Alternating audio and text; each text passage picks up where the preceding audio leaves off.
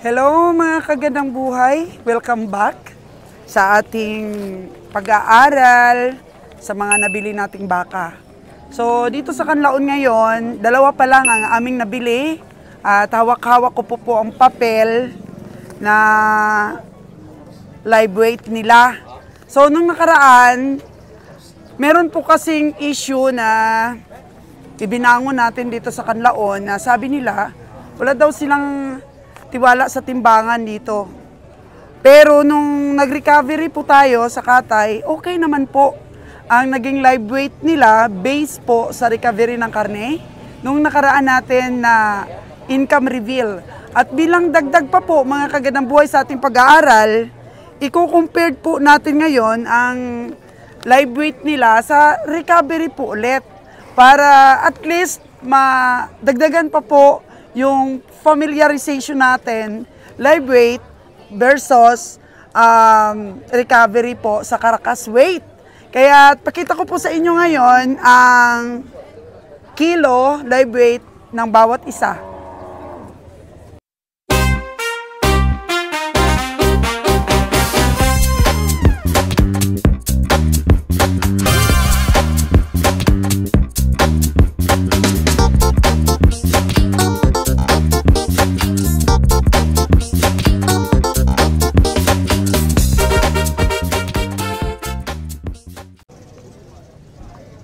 So hawak ko na po ngayon ang resulta po ng live weight. Dito po sa nabili ni Kabieng Lilan na pinatupaan niya po ng 65,000. So nung nakaraan kasi mga kagandang buhay, may pinakilo tayo dito at marami po ang sumali na mga komprador kung ilan po ang live weight ng isang baka na yon. Marami pong nagbigay ng mga suggestion nila. Pero yung suggestion ko mga kagandang buhay na 480 kilos para po sa baka na yun na 70,000, 77,000 for 80 kilos. Nung nakaraan ay tayo po yung medyo may pinakamalapit na estimate. Oo. So ngayon, ito naman pong 65,000, ang kanya pong live weight nito is 392 kilos. So yan po. 392 kilos. Ito po ang kanyang katawan. Nakakagandang buhay. Ang mga pag-aaral po kasi natin sa live weight, meron pong nag-recovery sa karkas ng 55.7%. Meron din naman pong mas mababa, 50% lang. Pero meron naman pong tsumamba. Kung mataba talaga ang baka po, mga kagandang buhay, mabilugan ang kanya pong karkas, maabot po kami ng 62%. Oo, yan po ang pinakamataas na recovery namin sa live weight na pinag-aralan ko. Kaya nakita ko po pagka mga ganyan, mga 60% malaki talaga ang perna niya. At saka may panaba talaga mga kagandang buhay. Pero pag regular lang katawan kagaya nito, umaabot po tayo ng 55.7 nung nakaraan. Regular lang po yun ang kanyang katawan. So, tingnan po natin ang recovery nito pong 65,000. Actually, dalawahan po ang bili ni Lilan. Pero tinanong ko siya for sure kanina para mapag-aralan natin kung ilan ang patupa niya. So, sinabi niyang 65,000 at 71,500 yung isa. So, tandaan po natin mga kagandang buhay na nasa pagsipat po ng baka, wala pa rin sigurado. So, hindi kasi timbangan yung mata natin, di ba po mga kagandang buhay? Meron pong palpak din, pero mas magandang magkaroon tayo ng estimate. No? Magkaroon tayo ng study mga kagandang buhay para dito kasi sa stockyard, yung iba hindi talaga pumapayag na bilhin yung mga hayop nila per live weight. Kagaya nito, hindi naman po ito per live weight po ang ating bili. Ano po ito, mata-mata po ito mga kagandang buhay, pero pinakilo pa rin po kahit mata-mata. Pagkatapos po nating bilhin, ay pinapakilo pa rin po talaga para ma-process po natin yung kanya pong credential.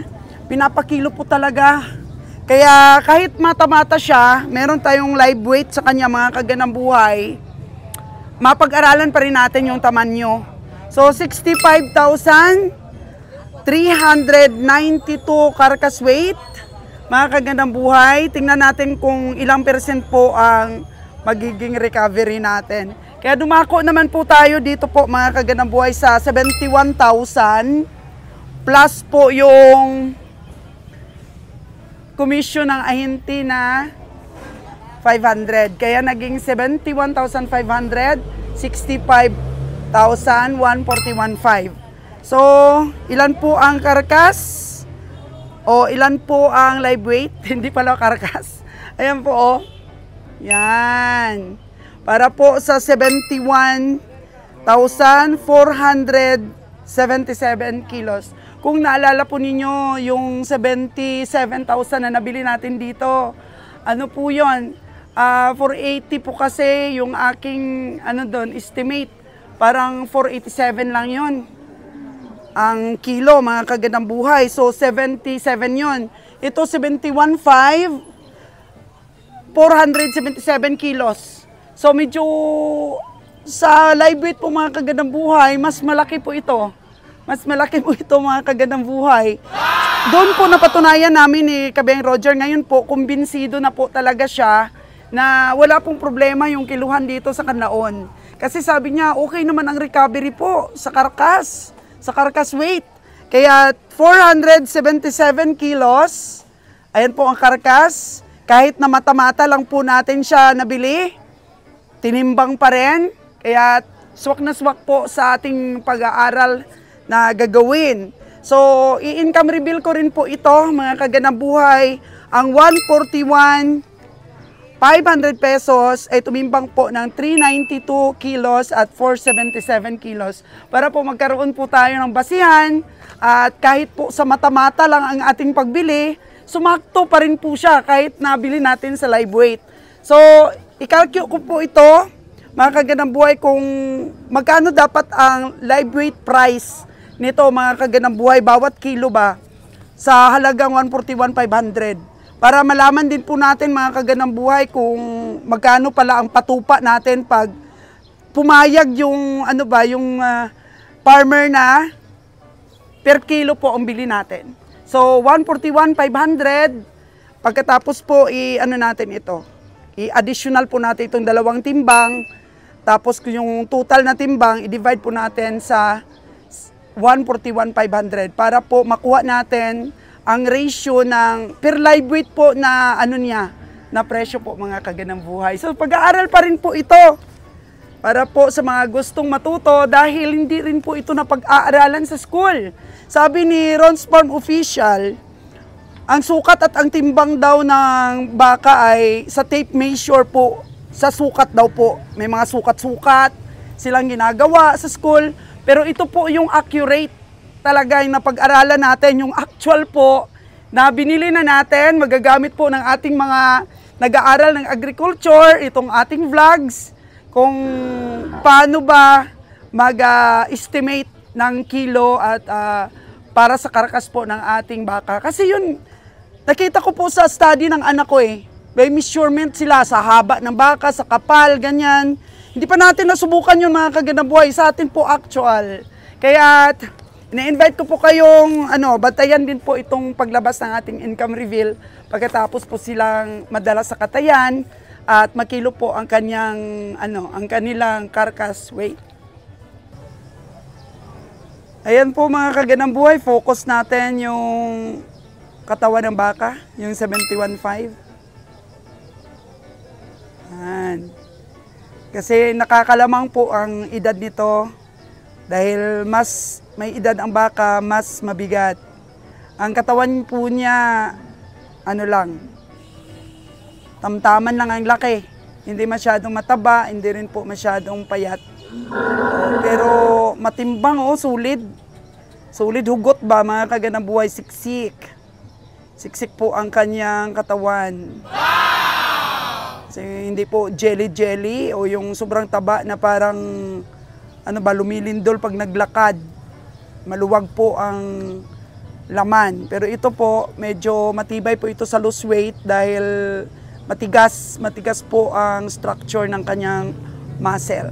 So yan po for 71.5. Sa palagay ko po, doon sa binili dati ni Kabeng Roger na 77K, nalugi po siya doon. 78.5, nalugi po yon. Dito rin binili kasi nga kulang po sa timbang sa karkas. Yun, nalugi yon. Pero 77 naman po yun, mga kaganabuhay. Ito 71.5 lang. So lamang po ito sa laki. Lamang din po sa panimbang. Kasi 71.5 versus 77 eh. 77 yung nakaraan. Ito 65 naman, medyo pangkapal ang kanyang puwerna. Para po matutukan natin ito para sa ating mga manunood. Sa study natin, mga kaganang buhay. Kasi mahirap talaga yung magnegosyo ka ng hayop na wala ka namang basihan kung paano ka bumili. Kaya dito po sa ating vlogs, yan, may kaalaman po kayong mapupulot dito. Kung paano po bumili ng ganong presyo at kung ano ang recovery. Tandaan lang po ninyo yung ating mga study po, mga kaganang buhay. So yun, mga kalabaw, hindi pa nabibili. Yung mga magaganda o siguro mataas ang presyo nito.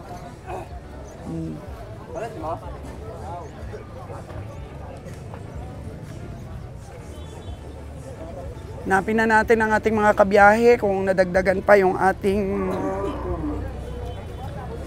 baka na ibabiyahe ngayon pa uwi para masali na rin po natin sa income reveal natin. Yan naman po kasi ang hiling ng ating mga subscriber, ng ating mga viewers, na kahit pa ilan-ilan lang makapagbigay tayo ng income reveal para po matuto rin sila. Oh. Jun, kamusta ka na? Wala, kunting ayop. Kunting ang hayop eh. Oh. Wala ka ng biyay Manila ngayon? Meron pa rin. Meron pa rin? Jun. Dalawang truck lang si Mana. Oh, yun. Di pa rin kumukupas Jun. Oh. Ayan, nabili niya kahit kunti ang hayop. Ayun pa rin ako bibili. Tumaas ba ngayon ang presyo ng kalabaw? Hindi. Yung kuha ba? Yung kuha sa Manila? Hindi pa rin. Tumaas? Meron pa rin. Lugi pa rin tayo niyan. Dapat magpataas. Sana eh. Kasi hindi magtaas ang mayari. Ayaw tumaas. Kaya nga, yan ang reason po mga kaganabuhay na hindi kami nagde-deliver ng karabaw. Kasi bulky pa mga kaganabuhay sa karga. Tapos di naman nagpapataas po sa karkas ng kalabaw. Lugi. Lugi po yun mga kaganabuhay. Tumaas ang presyo dito. Tapos, hindi naman nagpataas ang kuha. Pero tingnan nyo po, nakakabili po to si Junjun. Dami niya nabili, oh. Puno na yata yung truck niya, dito pa lang. Dito pa lang sa Kanlaon, puno yung truck. Tayo po yung mahinang nilalang. Yan natin, yung ating mga kabiyahe. Ayan lang sila sa isang sulok. Oh. Nga nung ari naman kamo diridong, wala naman kamo nag... Baka raw. Wala na kayo, nagchismisan na lang kayo dyan. Ano yung 38? Ano mo nga? Hindi ay, barato, tusuban. Oh, mahal sa atin ang benta, barato sa iban. Nagpahinga na po ang ating mga kabiyahe. Si Roger wala? Para kasing ano, parang nanibago ako kay biyahe ni Roger. Kasi wala na siya nabili kahapon, wala rin ngayon. Nanibago ako ah. Bono, nakakapanibago. Slow down, si Mahal. Oh, slow down si kabiyahe. Bade. Kahit mahal dati, arangkada siya.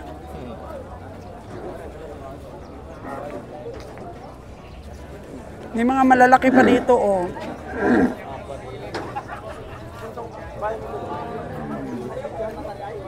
Wala nang madagdag talaga. Ano kaya ang ating kapalaran sa bakong mamaya? Boni, sama ka sa bakong ha. Huwag kang tulog ng tulog, namamaga na yung mata mo. Grabe si Boni. Panay-panay ang pistahan. Namamaga na yung mata mo, tama na yan. Lord John, Grabe man ang namamaga ang mata ngayon ni Buni. Tulog lang ng tulog, no? Gising lang din yan dami. Gising lang rin? Dalawa kami sa project ito sa taas, sa top load. Okay lang yan. Oo. Sir, subako pa din ako. Ano ka muna, mag-absent ka muna sa mga pistahan. Wala na, pista lang. Wala na, tapos na. Yan na. Sipat na tayo sa bakong Baka doon ang marami tayong mabili. Tingnan lang natin. Ilan na lang kuta mo ngayon? Ilan na? 12 daw sa'yo eh. 8 pa. 8 pa? Ay, kaya yan. Kaya yan. Kinutahan na siya ng Kabeng Roger eh. Magsipag na si Lilan, magsipag. Yung mga nabili ni Lilan, ilan nga yun Lan? Yung nabili mo na kinatay nung sumama ko? 5? 7? Walang natalo doon. Kung sa recover. Overall? May natira ka pa? Kunti. Magkano? Hindi abot 3,000. Di abot ang 3,000. Walang natalo pero hindi abot ng 3,000 ang sumobra. Oo. Kay Buni? Wala ka? Nung nakaraan meron ka.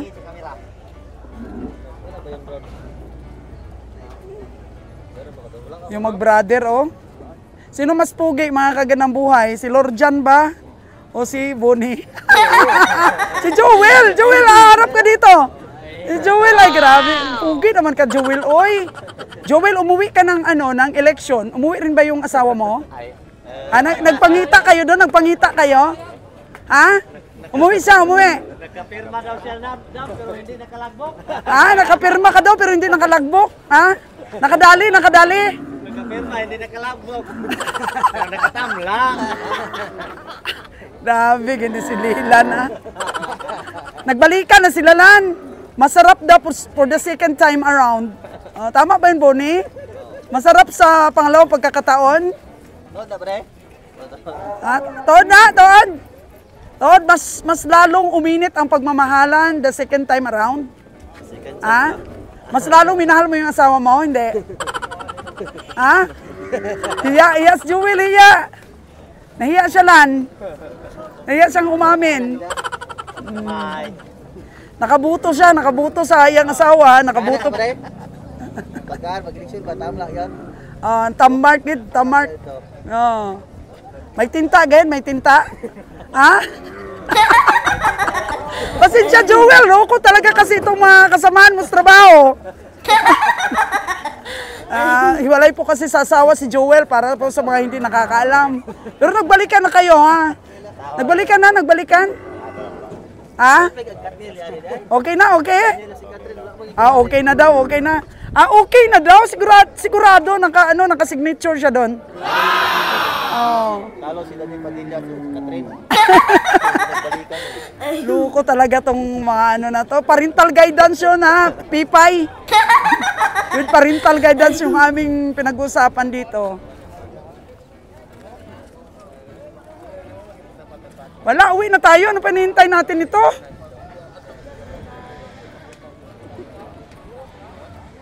Wala si Beng Roger,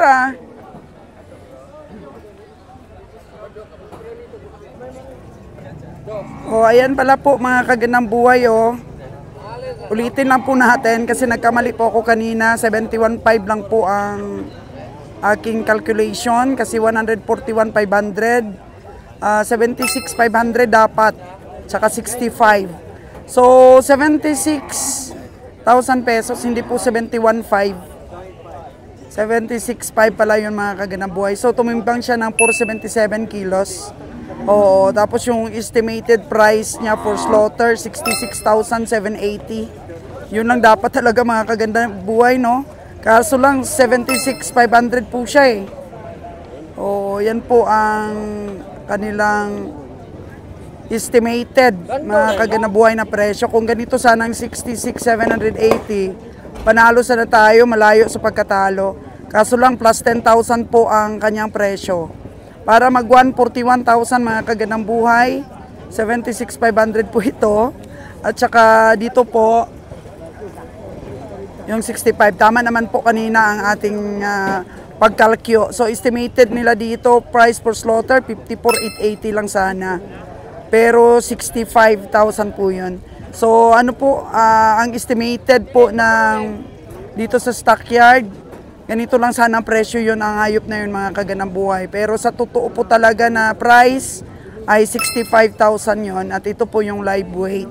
So ayan lang po mga kaganang buhay kasi kanina ko pa po sinasabi na 71.5 po yun. Pa-edit na lang natin sa ating editor para mag 76,500 po yun. So kung ganung presyo po yun, hindi po sila nagkakalayo nung una nating kinilo po dito na 77,000 tsaka 78,000 na lugi po tayo doon mga kaganang buhay. Hindi po umabot ng 7,500 ang pamasahe doon na sa 4,000 pesos lang mga kagandang buhay. So ito, hindi sila nagkakalayo kasi 76.5 po ang presyo. Tingnan din natin ang recovery. Kaya nga sabi ko parang tagilid ka dito. Kala ko 71.5 lang kasi nagkulang po ako ng calculation. Kaya tingnan po natin mga kagandang buhay ha, ang kanya pong recovery. Kasi nga dikita na po talaga ngayon ang price. Oh no! Hindi ka talaga makakabili kung hindi mo tutubusin sa mataas na presyo. That's why po ngayon, hindi po natin mapaniwalaan si Kabayan Roger walang nabili.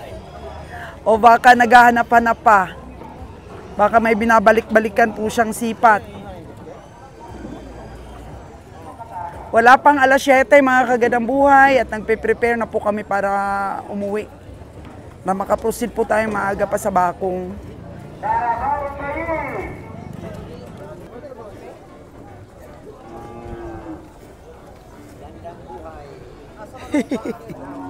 Magandang buhay talaga.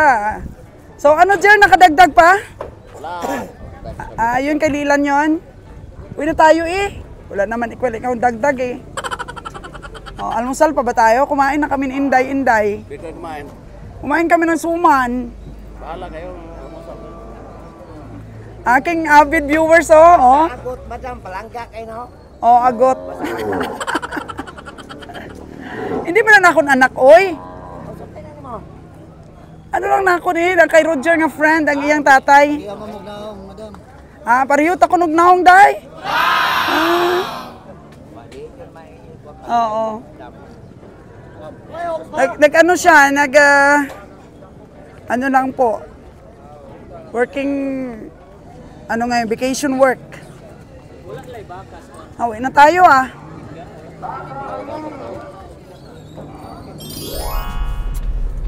Di, kabiyahing Roger, anong hinambalan sa Mindanao? Yung Mindanao ya, saksak sinagol na daya. May Lunggo, Cebuano, may Sabacano, may Maranao, may Tausog, Slim. Tagalog ah. Tagalog. Yes, may Tagalog. So at least magkaintindihan pa rin, no? So sige nga, ikaw na mag-host sa aking vlogs. Ano ba yung pag-usapan natin ngayon? Ang pag-usapan natin ngayon tungkol po sa mga bagay-bagay na dapat nating bigyang pansin. Kasi sa atin, bago muna natin mapag-usapan yan, greet muna natin ating mga subscriber dyan sa, ang ating mga subscriber dyan sa Mindanao, dyan po Siargao, Ginsan, Davao, Cagayan, dyan sa Zamboanga. Magandang tanghali po sa inyong lahat. Tanghali pa ngayon, alas 12 pa lang. Saan ba tayo papunta ngayon? Tayo naman pupunta tayo sa Dumaguete. Titingin-tingin tayo daw ng baka dahil mayroong bakang pinatingnan sa atin. Marami-rami daw dito.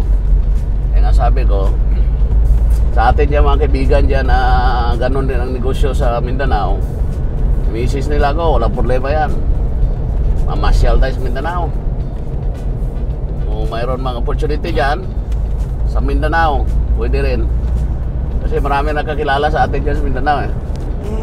Nakilala nila tayo dyan, Si Shortman. Shortman.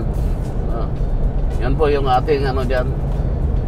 Yung pagkilala nila sa atin, the Shortman ko no. Shortman ko no, tapos si Lila no. Yun ang natin tapos dyan. si Bonnie. Bonnie, hello. Oh. Grabe ah. Mindanao tayo kung may pagkakataon, kung may mga opportunity sa Mindanao kasi mas malapit ang Mindanao. Mindanao, lipat tayo Mindanao. Uy, hindi ka na magluson? May pagkakataon, medyo malapit kasi dito eh. Dito lang sila sumasakay sa ng Dumaguete. Port. Oo, isang tawid lang ng barko, tapos wala na. Land transport na lahat. Malapit. Actually, yung itlog natin dati sa Dipulog Dipulog. Yes, yan lang sa Dipolog. Pagtawid mo ng Dumaguete, Dipolog City, Dipolog sa Buanga. Yan. Kaong. Yan ang supplier natin dati sa itlog. Akaw Farm. Akaw Yes. Fresh Harvest Eggs. Agaw yan, agaw. Oo. Abot pa ng Boracay, imagine. Yan ang So, mga- possible, kapag ka nag-supply ka sa Mindanao, pwede pa rin tayong mag-backload ng itlog. Di ba? Tapos Oo, tawid pwede. natin sa Aklan. Pwede tayo, pwede. Ganyan po yung ating estilo dyan. Bakit mo naman naisipan yung Mindanao? Wala naman kasi mayroon mga kaibigan, mayroon mga kakilala na gustong mayroon din doong malakas din ang katay ng Mindanao kasi marami rin tao Mindanao eh. Kaya kung may opportunity, pwede na tayong pumunta rin ng Mindanao para nabuburing tayo sa isang lugar eh. Ganon kasi ang Pinoy eh, palipat-lipat. Naburing na sa isang lugar, lipat naman sa kabila. Oy, Kaya tayo. Sino ipapadala mo doon? Si Lilan at si Buni? Kung kahit sino dyan sa kanila, mga warriors. Ano? Kaya nyo pumunta Mindanao? Saan? Oo. Kaya eh. Kahit saan. Ano ba de? Ano? Los Biminda ini. Alos Minda ko daw. Grabe yung Sa mga... Mindanao. Luzon, Visayas, Mindanao. Arriba sila. Ito, katak ni Aleo, gabira-bira, kadali-dali, ngagaw, magkarabaw niyo. Gasto nga mag-aagin driver niya, haras-haras mang klase driver niya. Muna gani ang Mindanao dahil mayroon tayong marami na rin gustong Pumasok kasi dito. masok sa Negros. Oo. Tapos ang ating mga grupo, mayroon din mga nag-invite sa atin sa Mindanao. Kaya pwede, walang posible, wala namang problema eh. Basta may opportunity lang tayo doon. Sa ating mga kakilala dyan, baka nakilala tayo subscriber dyan, baka Baka marami tayong subscriber. Baka gusto nyo Ano, magpa-supply ng mag-comment. karne ng baka, tawag kayo sa akin. O mag-comment kayo sa vlog ni Ma'am Souls. Sa aking vlog, kabiyahe ni Roger, mayroon na din tayong vlog niyan eh. Baka maybe next year, in another month. pwede silang kami shade sa biyahe ni Roger FB page or Biyahe sila na kabiyahe ni Souls Roger. Gandang Pwede. Buhay FB page. Kaya doon na naman tayo sa Mindanao mamili. Subukan mo rin yung Mindanao. Kung mayroong opportunity, hindi naman kami namimilit kung wala. Pero kung mayroong opportunity, subok rin tayo doon. Dahil maraming durian sa Mindanao. Durian. Ano pa yung famous ng Mindanao? Yung pinaka-famous, durian, no? Durian, Durian at saka bungon, yung pumilo. Pomelo. Tapos yung ano nila, yung Tunis. lansunis. At saka yung pula na yan, no? Yung matigas ang... Mangustin. Mangustin. Marami doon. Oo. Yan, sikat sila doon. Malakas talaga doon sa Mindanao ang baka dahil maraming Muslim doon, brothers and sisters. Okay, kahit Muslim, hindi Muslim, mayroon din ang kain doon. Mukhang successful yung mga biyahe ng mga kabayan natin dito sa Negros sa papuntang Mindanao. Okay naman. Tapos kanina may nakita pa ako na iba pang nagsi-CI. Ganun talaga yan pag kasi kakapusit na tayo. Kinakapos na sa karne. Dating araw, yung atin talagang tama, yung kasabihan ng iba, no? Yung nauna pa sa atin, ganito ang sinasabi nila. Noong darating araw na tayo na lang magkukonsume ng ating mga hayop dito sa Negros. Ang problema, yung ibang kaharating probinsya talagang walang supply. Kasi yung Aklan, Iloilo, Dito na rin kumukuha. mahina kasi ang agriculture, mahina kasi ang pag-aalaga ng hayop. Hindi nila nahiligan ng iba. Kung iba man hilig, pero hindi nila afford magbili ng isang babae at isang lalaki. Hindi nila afford na magpatining kasi may puhunan din po yan. Pero dito sa Negros kasi marami dito, may mga pa-highway program dito, may namumuhunan dito eh. Oh. Pero doon kasi sa mga Aklan, Antique, Capiz, Iloilo. medyo ano kasi doon, tourist area eh. Pag tourist area kasi, nakadepend sila sa turismo. Kasi pag masigla ang turismo, may pera. Pero dito sa Negros, mayroong turismo, mayroon din namang agriculture. Agriculture naman ito sa Negros eh. Kaya dinadayong Negros, marami talagang mayroon talagang baka rin. Maramihan dito nagalagang baka. Kaya nga naisipan ng taga Mindanao, una dito sila Kano. Nauna sila dito. Tapos ngayon, may pumasok pa rin iba. May mga nagpapasupply na. Oo, mayroon ng iba. Kasi siyempre, nauna doon. May mga contact na sila dito na kapwa nating komprador na nagpapasupply na doon sa Mindanao. Ang dami namang state yung Mindanao eh. Ang daming area yung Mindanao. Marami. Kasi malaki ang lawak ng lupain ng Mindanao. Pero bakit no? Ang daming probinsya kasi ng Mindanao. Kinukulang sila doon sa karne? Kasi walang halos nag-alaga eh. Dapat gobyerno talaga natin ng mga ano niyan. Mag-inspire sa mga tao at magbigay ng pondo. Hindi lang naman iasa sa gobyerno. Dapat mayroon din, Yung mga programa din dapat sila. mayroon din naman magpursige rin yung mga ano natin, mga Pilipino, mga tao. Hindi lang magpursige, hindi lang palaging iasa sa gobyerno. Para naman umunlad din tayo. Iba naman kasi kaya eh. Dito sa Negros, sa mga dati sa amin, dahil wala rin kaming kakayanan mag-alaga ng mga hayop dahil may punan ngayong mga ano ko lang muna, yung paiwi. Tapos yung unang anak yata sa'yo, tapos pangalawa sa nagpa-alaga. Ganun lang. Umpisa lang talaga, tyaga-tyagaan lang. Tapos mag-alaga ng kambing. Natin mo yan para pag wala kang pambiling pigas o ano dyan, pangbayad sa kuryente, binta ka lang ng kambing, di. Wala na. Pero seryoso ka na just in case na may opportunity, may gustong magpabili sa'yo dito ng mga baka, seryoso ka na subukan yung Mindanao? Yes, ano siya. Seryoso tayo. Dahil tayo naman yung nagsasalita tayo, ulit naman tayo sabihin, papyaw. Pero kung mayroong opportunity, yun lang akin po. Kung may opportunity, susubukan namin yan. Subok namin para makatikim kami ng durian at saka yung mustin. Para makita din natin ang mga Marami kababayan naman tayo. natin. Ang Mga backloading, kapatid na Muslim. ang backloading hindi naman problema eh. Kasi Itlog. Itlog, talaga yung prutas. backloading. Pwede rin prutas. Prutas, papunta ng Boracay. Yes. Saging, pwede rin. Kung anong produkto Prutas, doon. saging. Walang problema tayo dahil may ating mga contacts eh. Ang ganda ng market natin, Boracay. Tapos hindi lang Boracay, marami tayong contacts. Kasi kung baklod-baklod lang yan, pang leisure gastos.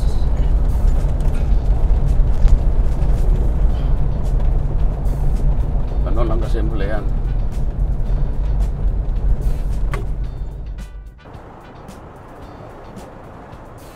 Dito po kami sa pier ngayon, mga kagandang buhay. Papuntang Cebu. Meron po tayong isang subscriber. Sabi Roger. Nagpadala ng, ano nga yun, Jer? Upuan para sa hotel niya. Galing pa ng Maynila. Kinarga ng ating truck doon sa Batangas. Sana yun, Jer? Ah, ito pala. Ito pala, oh.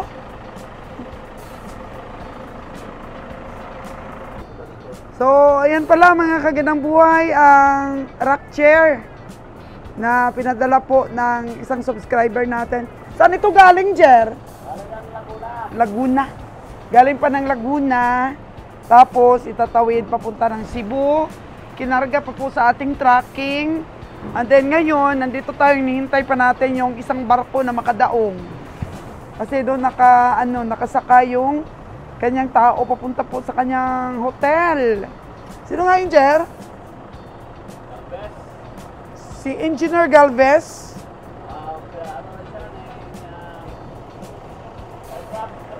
Aircraft mechanics. Aircraft mechanics sa Canada. Aircraft mechanics sa Canada po, mga kaganang buhay. Si Engineer Galvez. At yun nga, may dala siyang padala sa ating structure para po sa kanyang hotel. May ano po ito, may lamisa ba sa gitna. So pangalawa na po niya ito, nung nakaraan, pinadala niya, duyan. Ngayon naman, upuan. Kaya dito kami ngayon nakatambay pa. Imbis na maaga pa kami doon sa Bakong, sipat-sipat. Sino? Marlo G. Galvez, engineer. Galvez. Ayan. So, okay naman yan. May pambili siguro tayo nito ng merienda mamaya. May nagbigay naman po ng pang merienda. Kaya okay lang po, maghintay-hintay kami dito. Siyempre, nagre-reach po sa atin yung ating mga subscriber. Minsan po may mga services na kaya naman natin pong maibigay sa kanila. Kaya love natin lahat ang mga subscribers natin. Sa ano pala po, sa mga balikbayan dyan sa Amerika, sorry na po doon sa isang vlogs ko na nagsabi po ako mabaho yung isa nating customer, mga kaganang buhay. Sobra naman po talaga ang baho ng kilikili. Kaya ganun po talaga tayo minsan sa vlogs natin. Sa sobra po nating kaprangkahan, nakakapagsabi po tayo minsan ng ayun, na hindi na pala maganda. Nasabihin natin mabango ang tao, no? Sorry po, madam, mga madam. Sorry po kung medyo na-offend kayo doon. Hindi naman natin, hindi naman natin sinasadyang makasakit po tayo. Yun, sinabi lang naman po natin na sobra talaga. Sobra talaga po, pagpasok mo pa lang sa kotse, hindi ka na makahinga. Kaya sorry po talaga mga kagandang buhay. Nakapagsabi tayo minsan ng hindi maganda, nakakasakit na pala. Kaya enjoy again, mga balikbayan po na nanonood sa aking mga vlog, sa amin ni Kabiang Roger, sa mga cowboys. Enjoy kasi gusto namin makabigay na entertainment sa inyo. At the same time po, kaalaman, pagpasensyahan nyo na po, please, yung mga konti nating mga kamalian. Hindi natin sinasadya yan.